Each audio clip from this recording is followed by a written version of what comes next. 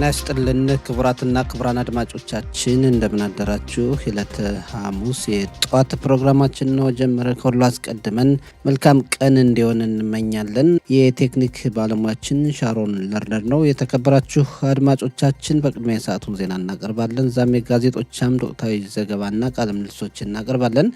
ቆይታችሁ እስከ ፕሮግራማችን መጨረሻ ከኛ ጋር እንደሆነ አስቀድመን እንጋብዛለን። አሁን የሰዓቱን ዜና በቅድሚያም አርዕስተ ዜና። የእስራኤል ደህንነት ካቢኔ በጸጥታ ጥበቃ አካላት በጀት ዙሪያ ትላንት ምሽት መከረ። የጥምሩ መንግስት የዘመቻ ህጉን ለማሳለፍ ጥረት እያደረገ ቢሆንም ብዙ ድጋፍ እያገኘ እንዳልሆነ ተገለጸ። በጋዛ ሰርጥ አሸባሪ ፍልስጤማውያን ተጠልፎ የተገደለውና አስከሬኑ ትላንት ምሽት የተመለሰው ድሮር ኦር የቀብር ስነስርዓት የፊታችን እሁድ ይፈጸማል። በአሜሪካ የነጩ ቤተ መንግስት አጠገብ ሁለት የሀገሪቱ ብሔራዊ ዘብ አባላት ትላንት በጥይት ተኩስ ተጎዱ ተባለ። የሚሉት የሰዓቱ ዋና ዋና ዜናዎች ናቸው። ዝርዝሩ እነሆ። የእስራኤል ደህንነት ካቢኔ በጸጥታ ጥበቃ አካላት በጀት ዙሪያ ትላንት ምሽት መከረ። ቃል አቀባያችን ሚካኤል ሸመሽ ካደረሰን ዘገባ መረዳት እንደቻልነው በደህንነት ካቢኔው ስብሰባ ጠቅላይ ሚኒስትር ናታንያሁ፣ የመከላከያ ሚኒስትር እስራኤል ካትዝ፣ የጦር ኃይሎች ኤታማዦር ሹም ኢያል ዛሚር፣ የሻባክና ሞሳድ ድርጅቶች መሪዎች፣ የገንዘብ ሚኒስትር በጻለል ስሞትሪችና ሌሎች ከፍተኛ ባለስልጣናት ተካፍለዋል። የጥምሩ መንግስት የዘመቻ ህጉን ለማሳለፍ ጥረት እያደረገ ቢሆንም ብዙ ድጋፍ እያገኘ እንዳልሆነ ተገለጸ።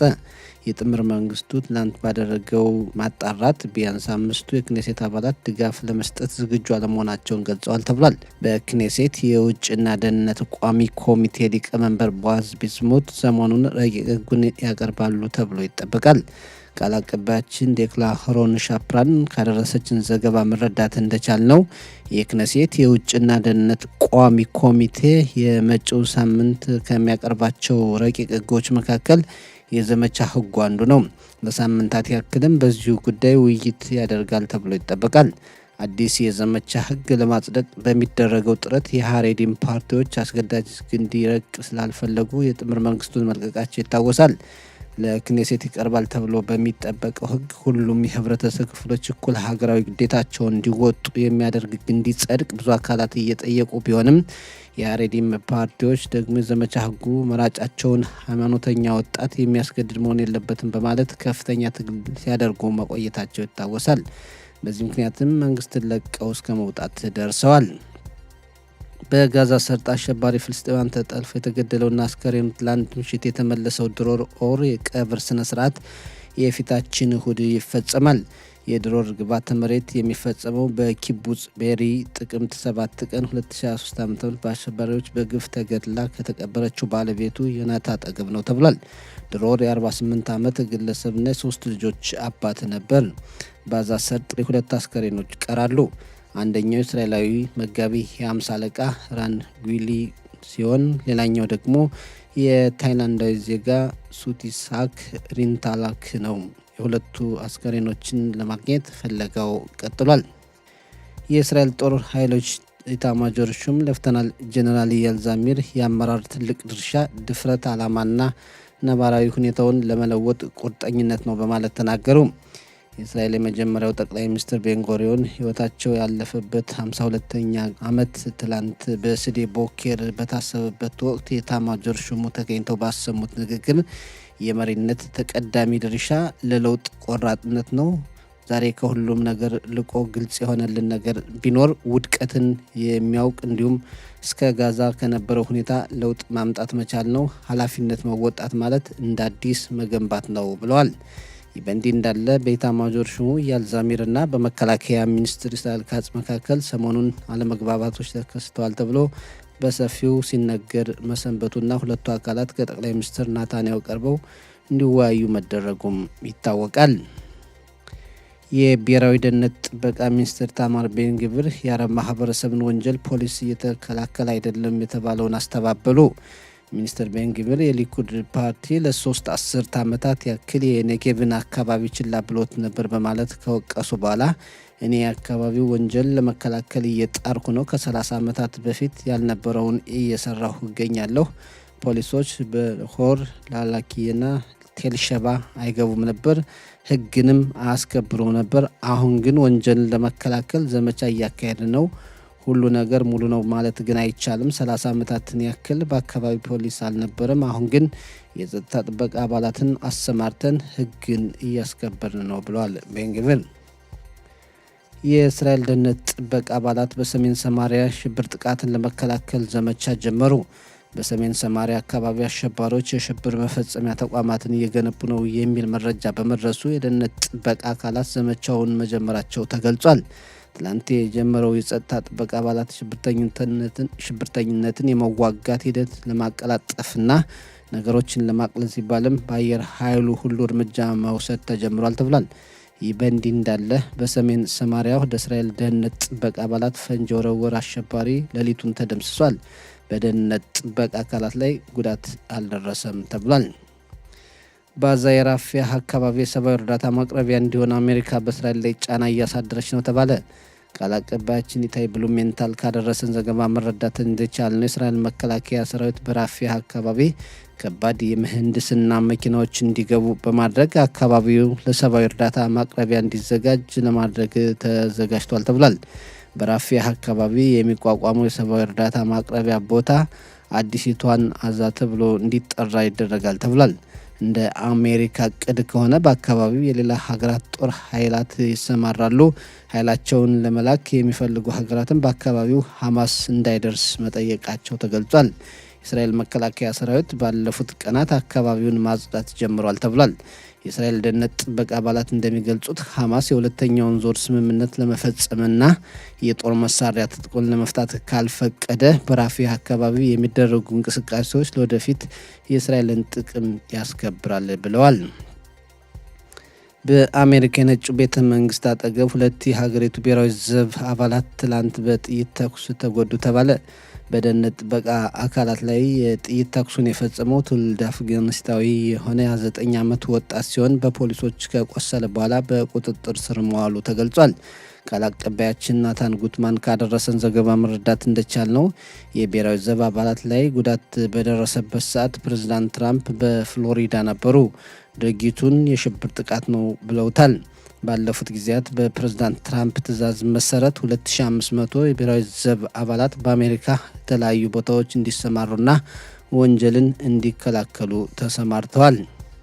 በመጨረሻም የአየር ንብረት ትንበያ በዛሬው ዕለት ሙቀቱ በመጠኑ ይጨምራል፣ በአንዳንድ አካባቢዎች ነፋሻማ አየር ጸባይ ይኖራል ብለዋል የአየር ንብረት ትንበያ ባለሙያዎች። የዛሬው የሙቀት መጠን በዲግሪ ሴንቲግሬድ በኢየሩሳሌምና አካባቢዋ 20፣ በቴልአቪቭና አካባቢዋ 25፣ በሀይፋና አካባቢዋ 24፣ በብኤርሸባና አካባቢዋ 25፣ በኤላትና አካባቢዋ 31 ዲግሪ ሴንቲግሬድ ይሆናል ብለዋል የአየር ንብረት ትንበያ ባለሙያዎች። የተከበራችሁ አድማጮቻችን ለሰዓቱ ያለን ዜና እዚህ ላይ አበቃ።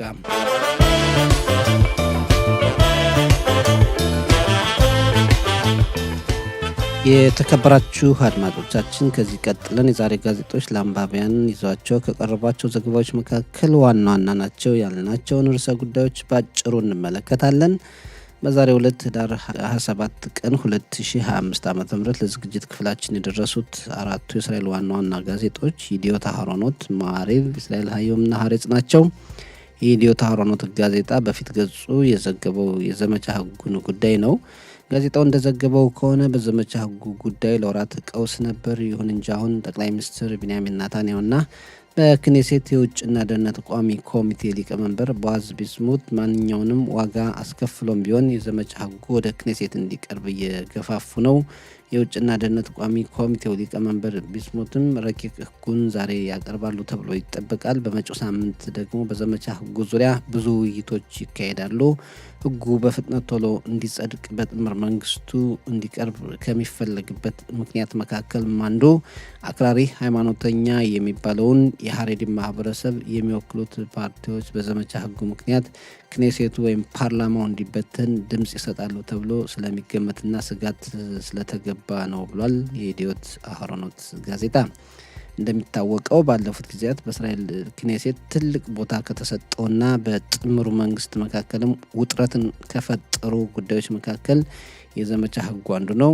ዘመቻ ህጉ የሀሬዲም ፓርቲዎችን ከጥምር መንግስት ያስወጣ ጉዳይም ነው። የጥምር መንግስቱ የዘመቻ ህጉን አንድ እልባት መስጠት ይፈልጋል። ይሁን እንጂ ህጉን ለማሳለፍ ውስብስብ ነገሮችም አሉበት። በሊኩድ ፓርቲ ጭምር ሁሉም የማህበረሰብ ክፍል እኩል ሀገሪቱ ማገልገል አለበት የሚል እምነት ያላቸው አባላት ያሉ መሆኑን ጋዜጦች በዛሬ ዘገባቸው ተመልክተዋል። የኢትዮ ታህሮኖት ጋዜጣ ዛሬ ካቀረባቸው ዘገባዎች መካከል አንዱ የይሁዳና ሰማሪያ ቀበሌን ተጨባጭ ሁኔታ በተመለከተ ነው። በአንድ በኩል በእስራኤል ዘንድ ከፍልስጤም ራስ ገዝ መስተዳድር ጋር ተባብሮ የመስራት ጉዳይ አለ። በሌላ በኩል ደግሞ የሽብር ጥቃት ለማድረስ የሚንቀሳቀሱ አካላት የሰሯቸውን መሰረተ ልማቶች ማፍረስ አለ። በዚህ መንገድም በአካባቢ ያለውን ሰላም ለማስጠበቅ ጥረት እየተደረገ ነው። የደህንነት ጥበቃ አባላትም ትናንት ሌላ ዘመቻ ጀምረዋል በማለት በይሁዳና ሰማሪያ ቀበሌዎች ያሉ ተጨባጭ ጉዳዮችን የኢትዮ ታህሮኖት ጋዜጣም ሆነ ሌሎች ጋዜጦች ተመልክተዋል። ሌላው ከ2 ዓመታት በኋላ አስከሬኑ የተመለሰውን የድሮር ኦርን ጉዳይ የኢትዮ ታህሮኖትም ሌሎችም ጋዜጣዎች በሰፊው ዘግበው ለአንባቢያን አቅርበዋል። እስራኤልና ሐማስ በአሜሪካና ሌሎች አረብ ሀገራት አደራዳሪነት ባደረጉት ጥረትም በደረሱበት የተኩስ አቁም ስምምነት መሰረት ሐማስና እስላም ጂሃድ አስከሬኖችን ለእስራኤል መመለሳቸውን ቀጥለዋል። በ2023 ዓ.ም ከተጠለፉ ከተገደሉና ከዛው በግዞት ከቆዩ 255 ዜጎች መካከል 253ቱ ተመልሰዋል። አሁን የአንድ እስራኤላዊና ሌላ አንድ ታይላንዳዊ ዜጋ አስከሬኖች ይቀራሉ ብለዋል ጋዜጦች። በእንዲህ እንዳለ የእስራኤል ደህንነት ጥበቃ አባላት ባዳር ጎልዲንና ሌሎች እስራኤላውያን አስከሬኖችን ሲጠብቅ የነበረው ዶክተርና በሽብር ጥቃት የሚጠረጠረው ፍልስጤማዊ በቁጥጥር ስር መዋሉን የኢትዮ ታህሮኖት ጋዜጣ በዛሬው ዘገባው አቅርቧል። የማዕሪፍ ጋዜጣ ዛሬ ካቀረባቸው ርዕሰ ጉዳዮች መካከል የመከላከያ ሚኒስትር እስራኤል ካጽና የኤታማዦር ሹም ኢያል ዛሚርን ፎቶግራፍ በፊት ገጹ በመለጠፍ ኤታማዦር ሹሙ ትላንት የተናገሩትን ሀሳብ ርዕስ አድርጎ በማቅረብ ነው። ኤታማዦር ሹሙ በቅድሞ እስራኤል ጠቅላይ ሚኒስትር ቤንጉሪዮን የሙት ዓመት መታሰቢያ ዝግጅት ላይ ውድቀትን የሚቀበል መሪ ያስፈልጋል በማለት ተናግረዋል። በመከላከያ ሚኒስትሩና በኤታማዦር ሹሙ መካከል ያለው አለመግባባት እንደቀጠለ ነው። ሁለቱ ባለስልጣናት ከጠቅላይ ሚኒስትር ናታንያሁ ፊት ቀርበው እንዲነጋገሩና ችግሩን እንዲፈቱ ቢደረግም ኤታማዦር ሹሙ ለፖለቲካ አመራሩ በተዘዋዋሪ መልእክት አስተላልፈዋል። ቆራጥ የመሪነት ሚና ውድቀትን መቀበል ነው፣ ድክመትን አስተካክሎ እንደገና መነሳት ነው የሚል መልእክት ማስተላለፋቸውን የማዕሪፍ ጋዜጣ ዘግቧል። የመከላከያ ሚኒስትር እስራኤል ካጽ ስልጣን ሊለቁ ይችላሉ እየተባለ የሚናፈሰውን ወሬም አስተባብለዋል። ቢያንስ እስከ መጪው የክኔሴት ወይም ፓርላማ ምርጫ በስልጣን እቆያለሁ ማለታቸውን ማዕሪፍ በዛሬ ዘገባው ተመልክቷል።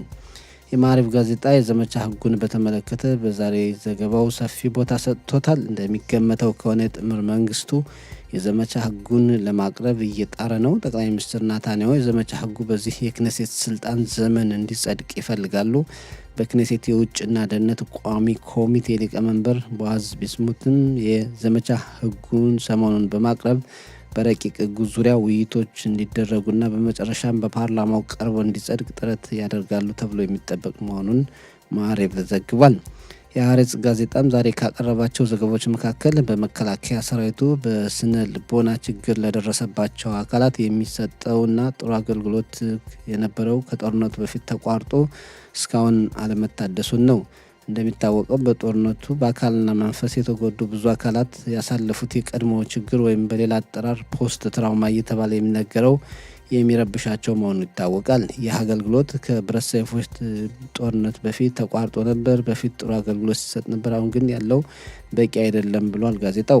የመከላከያ ሰራዊቱ በበኩሉ አገልግሎቱን እየሰጠ መሆኑን መግለጹን ጨምሮ ተመልክቷል ጋዜጣው። በእስራኤልና ሐማስ መካከል የተኩስ አቁም ስምምነት ከተደረሰ ከአንድ ወር ተኩል በላይ ቢሆንም ሌላ ድርድር በሁለቱ ወገኖች መካከል እየተካሄደ አይደለም። በጋዛ ብዙ ፍርስራሾች አልተነሱም። በርካታ አስከሬኖችም በፍርስራሾች ስር ተቀብረው የሚገኙ መሆኑን ሀሬጽ ዛሬ ዘገባው ተመልክቷል። በእስራኤልና ሐማስ መካከል ሁለተኛ ዙር ድርድር ይካሄዳል ተብሎ ይጠበቅ ነበር። እስካሁን ግን አለመታደሱን ጋዜጣው ዘግቧል። የእስራኤል አየሁም ጋዜጣም የሰሜኑን የሀገሪቱ ክፍል ተመልክቷል። በእስራኤልና ሊባኖስ መካከል የተኩስ አቁም ስምምነት የተደረሰበትን 1 ዓመት ቢሞላም 9,000 ያክል ዜጎች አሁንም ወደ ቤታቸው አልተመለሱም። በጦርነት የፈራረሰውን ሰሜኑን የሀገሪቱን ክፍል መልሶ ለመገንባት ቢያንስ 5 ዓመታትን ያክል ሊጨርስ ይችላል የሚል ግምት መኖሩን የእስራኤል አየም ጋዜጣ ዘግቧል።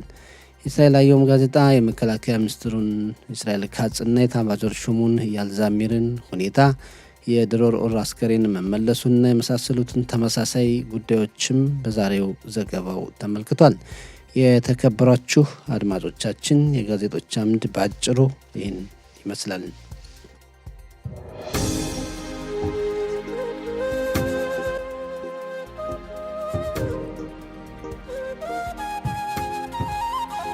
የተከበራችሁ አድማጮቻችን አሁን ወቅታዊ ዘገባዎችን የምናቀርብበት ሰዓት ነው። ከቀድሞ የክኔሴት አባልና በአሁኑ ወቅት ደግሞ የአዳሪ ትምህርት ቤት ኃላፊ ከሆነው አቶ ፈንታሁን ስዩም ጋር ቃለ ምልልስ እናካሄዳለን። ጤና ይስጥልን አቶ ፈንታሁን፣ እንደምን አደርክ? ሰላም ጤና ይስጥልኝ ሰጠ፣ እንዲሁም ለአድማጮች ጤና ይስጥልን ብለናል። በጣም እናመሰግናለን። ምንም ችግር የለም። እሺ እንግዲህ የተለያዩ ርዕሰ ጉዳዮች አለን። አንደኛው የዚህ የዘመቻ ህግ ጉዳይ ነው። የጥምር መንግስቱ ለማጽደቅ ጥረት እያደረገ ነው። ዛሬ ጀምሮም ብዙ እንግዲህ ውይይቶች ይካሄዳሉ ቢባልም በሌላ በኩል ደግሞ ህብረተሰቡ የሚጠይቀዋል፣ የሀሬዲን ፓርቲዎች የሚጠይቁታል እና ይሄ የዘመቻ ህግ ጉዳይ እንዴት ይሆን ማለቂያው? እንግዲህ ጠቅለል ባለመልኩ እኔ የምለው በብዛት የእስራኤል ዜጋ የሆነ ሁሉ የሚለው ምንድን ነው? ማንም የእስራኤል ዜጋ ታዳጊ ወጣት 18 ዓመት ሲሞላው ተመልምሎ ብሔራዊ ውትድርና ማገልገል ወይም በበጎ አድራጎት ማገልገል የማንም ሰው ግዳጅ መሆን አለበት። ሀሬዲም ብሔረሰብ እዚህ ሀገር እየኖሩ ድሮ ቁጥራቸው በጣም ትንሽ ነበር ያው ሲመሰረትና ለእነዚያ ጥቂቶችም ስለሆኑ በሁለተኛው ዓለም ጦርነትም ብዙ ይሁዳውያን በተለይ ሃይማኖት አክራሪዎች ስላለቁ የሃይማኖት ትምህርቱ እንዲስፋፋ እንዳይጠፋ ሃይማኖቱ በማለት ድሮ ውትድርና ከመሄድ ነጻ አድርገዋቸው ነበር። ይሄ ማለት እንግዲህ ድሮ በሰማይ ነፍሳቸውን ይማር ዳቪድ ቤንጉሪዮን የእስራኤል ጠቅላይ ሚኒስትር እያሉ ማለት ነው። እና ዛሬ አንደኛ ዘመን ተለውጧል፣ ሁለተኛ ቁጥራቸው በጣም ሰፊ ነው፣ ብዙ ነው። ሶስተኛ በእስራኤልን አቅፏት ያለ ጠላቶቿ ተከባያል። በጠላቶቿ ቁጥራቸው እየበዛ ዛቻቸው እየበዛ ህልማቸው እስራኤል ለማጥፋት እየጨመረ እንጂ እየቀነሰ ስላልመጣ የሰው ኃይል አስፈላጊ ነው። አንደኛ መብት የሚፈልግ ሰው የሀገሩ ዜጋ ሆኖ መብትን ብቻ መፈለግ ግዳጅን አለመፈጸም አብሮ አይሄድም። ግዳጅና መብት አብሮ ነው መሄድ ያለበት። ስለዚህ ማንም ዜጋ ለሀገሩ መሳተፍ ይጠበቅበታል። ሀሬዲ ማህበረሰብ እስከ ዛሬ ድረስ በይፋ እናገለግልም እያሉ ይወጡ ነበር። ግን የእስራኤል ህዝብ ጠቅለል ባለመልኩ በሰላማዊ ሰልፍ የምናያለን። ሰላማዊ ሰልፍ ሳይወጡም አስተያየታቸውን የሚገልጹ፣ ስሜታቸውን የሚገልጹ፣ ሀሳባቸውን የሚገልጹ ሰዎች አሉ። እኔ ውትድርና ሄጄን እንደሚያገለግለው ልጆችን እንደሚያገለግሉት ጎረቤቶች፣ ዘመድ አዝመዶቻችን እንደሚያገለግሉት እነሱ ሄደው ማገልገል ይጠበቅባቸዋል።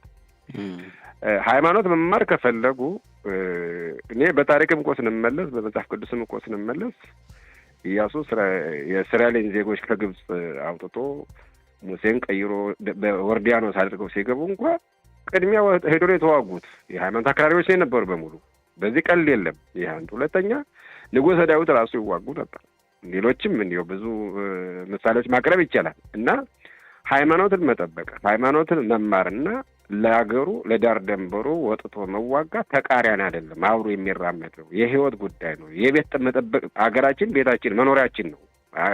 ደህንነት ከሌለ ምን ኖሮ የለም ማለት ነው። እና ይሄ በዚህ ጉዳይ ጠረጴዛ ዙሪያ በመማከር በመደራደር በመግባባት በመነጋገር ቢፈጸም በጣም የተሻለ ነው ብዬ አስባለሁ። ግን አንዳንድ ጊዜ ፖለቲካ ብቻ ሚዛኑ ከፍተኛ ከሆነ ውጤቱ ያማረ አይሆንም፣ ውጤቱ ጥሩ አይሆንም። መጀመሪያ ከፖለቲካ በፊት ለሀገራችን የሚጠቅሙ ምንድን ነው ብሎ ነው ማንም የፖለቲካ መሪ ማሰብ ያለበት። የህዝብ መሪ ህዝብ የመረጠው እኮ ሀገር በመልካም መንገድ እንዲኖሩ ነው። እና አንዳንድ ጊዜ ከፍተኛ ጥረት የሚያደርጉት ውትድርና ይህ አንደኛው ደግሞ ምንድን ነው? አሁን ለምሳሌ የተጠመሩ መንግስት አሁን ለምሳሌ ጠቅላይ ሚኒስትር ቢንያሚን ኔታንያሁን እንውሰድ። ጠቅላይ ሚኒስትር ቢንያሚን ኔታንያሁ ከድሮም ጀምረው ከሀሬዲም ጋር የኮአሊሽን የጥምር መንግስት አብረው ነው የሚፈጥሩት እና እነሱን ቅር የሚያሰኝ ውሳኔ እንዲወሰን አይፈልጉም። ምክንያቱም የፖለቲካ ጉዳይ አለ። ከሀሬዲም ጋር ደግሞ ኮአሊሽን ወይም የጥምር መንግስት የማያደርጉ ደግሞ በተለይ አሁን ከመንግስት ውጭ ያሉ ሰዎች እነ ላፒድም ሆነ እነ ቦጋብን ሆነ እነ ጋንትም ሆነ በዚህ ጉዳይ መደራደር የለብንም፣ እነሱ ከማን ይለያሉ፣ እንደማንም ወጥቶ ማገልገል አለባቸው የሚሉ አሉ እና የእኛ ልጆች ደም ከነሱ ልጆች ደም የሚለየው ለምንድን ነው ማለት እንግዲህ ይሄዱ በጦር ሰራዊት የሚሰዉ አሉ፣ ለሀገሯ ለደንበሯ እያሉ የሚሞቱ አሉ ወታደሮቻችን አለ እና እነሱ ለምን ወጥተው እንደዚህ ይሄ የሚያከራክርም ነው ተገቢም ነው። በዚህ ጉዳይ ሀሬዲ ማህበረሰብ የሀገሩ ዜጋ እስከሆኑ ድረስ መብት እስከሚፈልጉ ድረስ ግዳጁንም አብሮ መሳተፍ ከነሱ ይጠበቃል። ይሄ ካልሆነ መብትን መቀነስ ነው ያለበት። መብትን እፈልጋለሁ ግዳጅን አላገለገልም የሚባል ነገር በዜግነት መሆን የለበትም። በትክክል። ሌላው ርዕሰ ጉዳያችን ደግሞ በኢታማጆር ሹሙ ኢያል ዛሚር እና በመከላከያ ሚኒስትሩ መካከል ያለው አለመግባባት እስካሁንም እንዳልተፈታ ይነገራልና ወደፊት ይህ በጦሩ ላይ ጉዳት አያደርስም ወይ? እኔ በእውነቴ ነው እንደምመለከተው እኔ የግል ሀሳብን ነው የምገልጸው። አሁን ኢያል ዛሚር የሚያደርጋቸው እርምጃዎች በጣም እኔን የሚያስደስቱ ናቸው። በተቻለ መጠን ለውጥ ለማምጣት ከፍተኛ ጥረት ያደርጋሉ። ባለፈው በጋዛ በሽብር ፈጣሪዎች ለደረሰብን ጥቃት ለዚያ የወታደር ኃላፊ የነበሩ ሰዎችን እያጣሩ ከስራ እንዲባረሩ ውሳኔ መወሰናቸው እኔ የምደገፈው እርምጃ ነው። ምክንያቱም በዚህ ቀልድ የለም፣ በዚህ መደራደር የለም። ከዚያም ልንማር ይገባል እና አሁን በሁለቱ መካከል ያለው ግጭት አንዳንድ ጊዜ ውትድርና መሪ ያለው ራሱን የቻለ ኃይል ነው። መከላከያ ሚኒስቴር መደገፍ ይችላል፣ ማገዝ ይችላል፣ መምራት አስፈላጊ ነው። ግን አንዳንዴ ደግሞ ከመጠን በላይ ጣልቃ መግባት ደግሞ አስፈላጊ አይደለም። ፖለቲካን ማቀላቀል ይሆናል። ፖለቲካንና ብሔራዊ ውትድርናን ማቀላቀል ደግሞ ጥሩ አያመጣም። ምክንያቱም ሌላ መንግስት ይቀየርት ነገር ሌላ ራሱ የፖለቲካ አጀንዳውን ወደ ውትድርና ውስጥ ማስገባት አይሆንም። ይሄ ከሆነ ደግሞ ወታደር ቤቱ ራሱ ከፖለቲካ ጋር የተነካካ ይሆናል። ይሄ ደግሞ መሆን የለበትም። ወታደር ቤቱ አገር ዳር ድንበር የሚያስከብር የግራ ክንፍ አይባልም፣ የቀኝ ክንፍ አይባልም፣ ሃይማኖት ጠባቂ አይደለም፣ ሃይማኖት ጥብቅ አይደለም የሚባል አይደለም። ሁሉም ወታደር በአንድ መልኩ መታየት አለበት። አመራሩም ከፖለቲካ ነጻ መሆን አለበት። አወሳሰኑ ከፖለቲካ ነጻ መሆን አለበት እና አንዳንድ ጊዜ ፖለቲከኞች ያለ መጠኑ ጣልቃ መግባቱ አንዳንድ ጊዜ ጥሩ አይደለም ብዬ ነው የማስበው። በዚህ ጉዳይ ደግሞ ጠቅላይ ሚኒስትር ቢንያሚን ኔታንያሁ ደግሞ አስተያየት ይሰጣሉ፣ ያስተካክላሉ። ማስጠንቀቅም ካለ የሚያስጠነቅቁትን ያስጠነቅቃሉ ብዬ አስባለሁ። ጥሩ እናየዋለን ወደፊቱ። ከዚሁ ከመከላከያ ሰራዊቱ ወይም የደህንነት ጥበቃ አካላት ስራ ሳንወጣ በይሁዳና ሰማሪያ የሽብር ጥቃቶች የበለጠ እየተፏፏሙ አሁን በየጊዜው ደግሞ ዘመቻዎች ይካሄዳሉና በአንድ በኩል ዘመቻ፣ በሌላ በኩል ደግሞ ከፍልስጤም ራስ ገዝ መስተዳድር ጋር በአካባቢ የመተባበር ሁኔታም አለና እንዴት ነው የዛ አካባቢ በጣም አስቸጋሪ ሆኖ እየሆነ የመጣበት ምክንያት? እንግዲህ በይሁዳና ሰማሪያ ሲባል በይሁዳና በሰማንያ በቱልካራ በሽም በጀኒን እንደዚህ ያሉ ከተሞች የሐማስ አባሎች በብዛት አሉ። አንዳንድ ጊዜ እኮ ይነገራል እኮ በይሁዳና በሰማሪያ አሁን ለምሳሌ የዲሞክራሲ ምርጫ ቢባል ፋታህና ሐማስ ቢወዳደር ሐማስ እንደሚያሸንፍ ነው ግምታዊ ጥናቶች የሚያሳዩት። እና ደግሞ በደቡብ በኩል በጋዛ በኩል የእስራኤል ጦር ሰራዊት ያደረገው የሚወሰዱን እርምጃ ያያሉ። ሐማስ ተደራጅቶ በእስራኤል ላይ ያደረሰውን ጥቃትም ያያሉ። እኛ ከማን እናንሳለን? እኛም እንደዚሁ ማድረግ አለብን።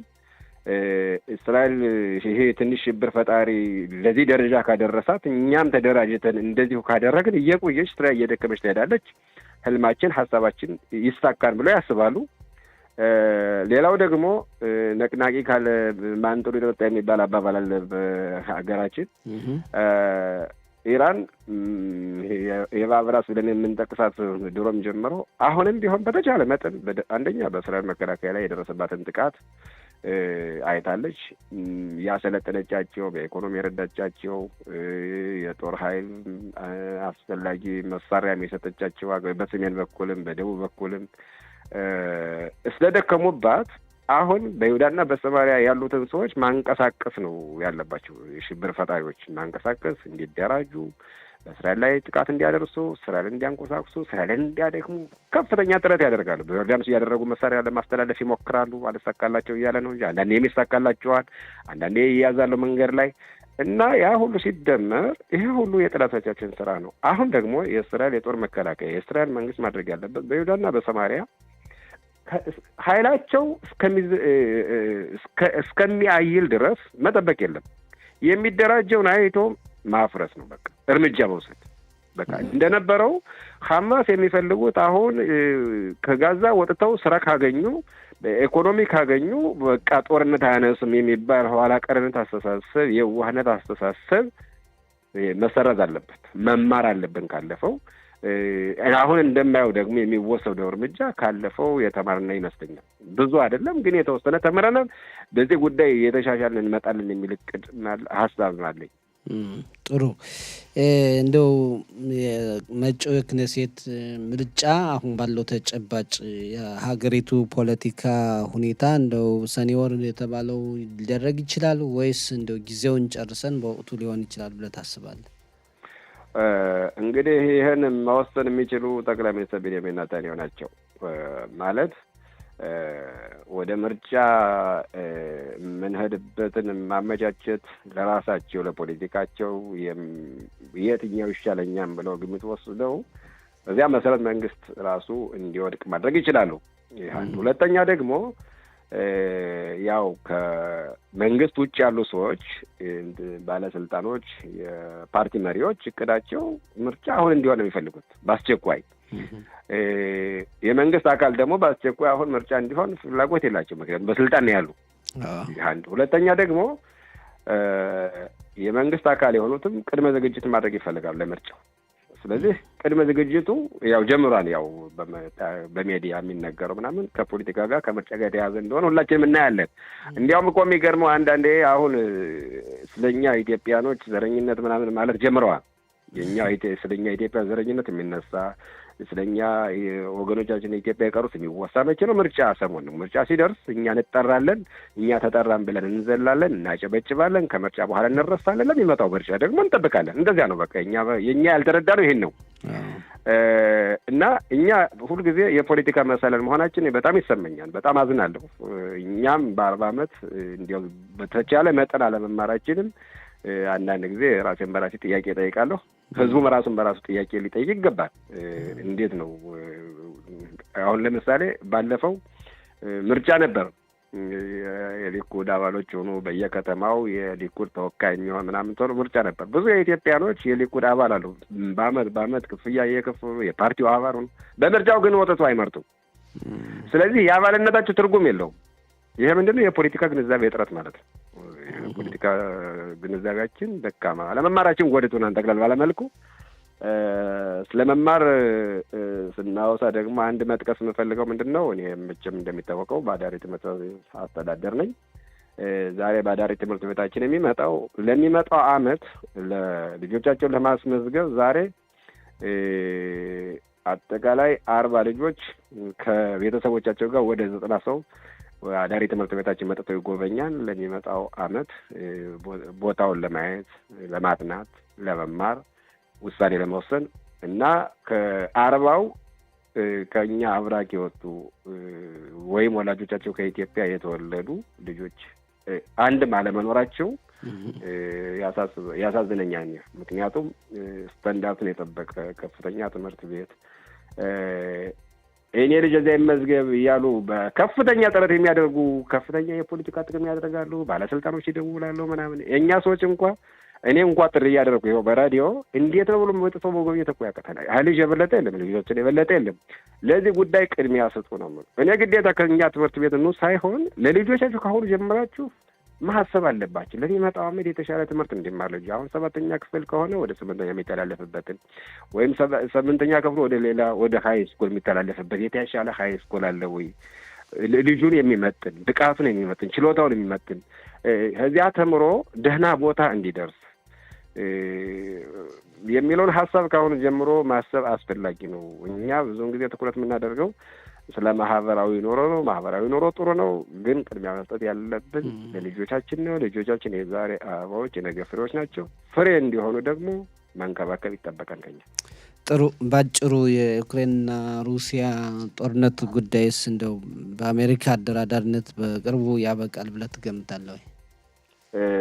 ፕሬዚዳንት ትራምፕ ከፍተኛ ጥረት ያደርጋሉ ከሁለቱም ባለስልጣናት ጋር። እንግዲህ ምንድነው አንዳንድ ጊዜ ጦርነት ያነሱት የሁለቱም ኢንተረስት አላቸው። የሁለቱም ኢንተረስት ሚዛናዊ አልሆነም። ያው ራሽያ እንግዲህ በጣም አያላን ሀገር ነች። ኡክራይናንም አትንኩ ባይነች። ግን በዚህ ጉዳይ የኡክራይኑ ፕሬዚዳንት አይ ወደ ድርድር እንምጣ ብለው ከራሽያ ጋር ካልተስማሙ የሚመጣው ጦርነት ከነበረው የከፋ ይሆናል ብዬ አስባለሁ። ምክንያቱም የራሽያ አማራጭ ያጡና የሚጠቀሙበት ኃይል እንዳላቸው ሁላችን እናውቃለን። ከፍተኛ ነው የሚሆነው። ጠቅለል ባለመልኩ ብዙ ንጹሐን ዜጋዎች ይሞታሉ እንጂ ጥቅም አያመጣም። ድርድሩ ተሳክቶ ሰላም ቢፈጠር እኔ በጣም ደስተኛ ነው የምሆነው። በጣም ጥሩ። አቶ ፈንታሁን ስዩም በጣም ነው የምናመሰግን። ሰላም ቀን ይሁንልህ። መልካም ሰላም ቀን ለሁላችን። ቻው ባይ